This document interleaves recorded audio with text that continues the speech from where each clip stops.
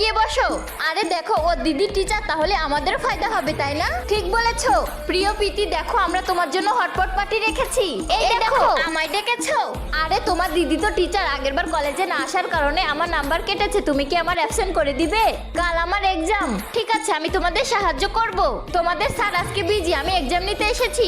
এক্সামের পর আমার কাছ থেকে নিয়ে নেবে। তোমার কি মনে হয় আমি কিছু দেখতে পাই না? ধোকাবাজ! প্রীতিকে ছাড়বে না, ও তো আমাদের বেইজ্জতি করে দিয়েছে। ও আবার টিচার নয় তো। চলো, আমার একটু ভয় লাগছে। চলো চলো, আমি থাকতে আমার বোনকে কেউ বিরক্ত করতে পারবে না। ওহো, ড্রামা করো না। আরে বাপরে, এরা আমাকে পড়তে দেবে না। চলো সবাই মিলে গান গাইতে যাই। পড়া বন্ধ করো, চলো না। দিদি, তুমি আমাকে ডেকেছো? তোমার ছুটি শেষ হয়েছে, আবার ক্লাসে জয়েন করো। খারাপ লোকেদের কাছে নত হয়ো না। দিদি, ভয় লাগছে। এখন থেকে আমিও তোমার সাথে হোস্টেলে থাকবো। ও ছোট দিদি, তুমি কলেজ বদলে দিয়েছো? ছোট দিদিও চলে এসেছে, তোমার ভয় পাওয়ার কোনো দরকার নেই।